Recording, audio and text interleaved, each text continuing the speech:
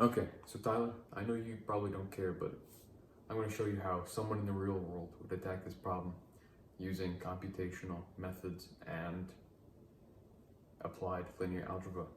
So basically, we need some way to graphically and numerically and algebraically express this problem. So if we're given 130 total answers to this survey, 15 who don't like anything about this, we are left with really 115. So this whole Venn diagram is going to have 115 people in it. These circles can represent each of the three categories, meaning effectiveness, side effects, and cost. And these subcategories is where the algebra comes in. So if you have this Venn diagram, you can break it up into little chunks. Where you have, 32, 36, 32. That's going to be B and C, C and D, C and F respectively. And all the effective people are going to be A, B, C, D, because that's this circle. Side effects are going to be B, C, E, F, because that's that circle. And cost is going to be C, D, F, G, because that's that circle. Right, and now we need to express this in equation form. So each one of these equations with 4 variables, that represents each circle, because each circle has 4 variables. You can zoom in and pause if you'd like, just to confirm that this is correct. And here are the other equations, which are these groups of people who like both. You have B and C is 32, C and D is 36, or C and F is 32, makes 32. And the last equation is they all sum up to 115. That's what this is here.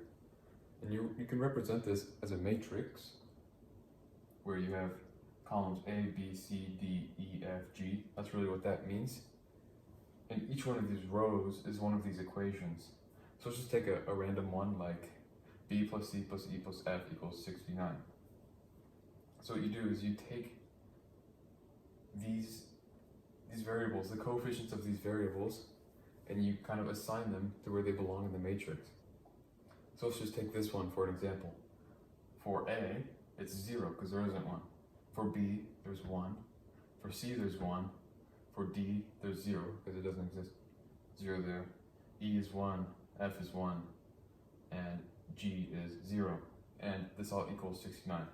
So you can also zoom into that and get an deeper understanding of how that works.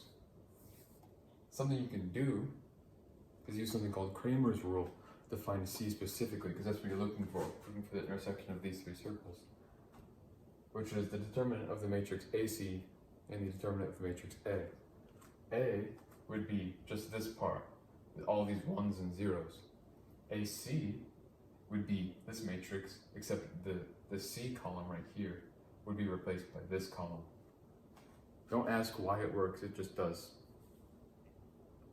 You can ask why it works, but I can't answer you, also because this is a video. I really can't answer you. But if you're going to get computers involved anyways, what you can do is you can, maybe in MATLAB, just put in this matrix, save this matrix or column vector as its own thing, and do lin solve A, B. If you call this B and you call that A. And that should give you the column of the answers, the A, B, C, D, E, F, and G. And I'll show up on the screen what that is. And I wish you the best in your studies.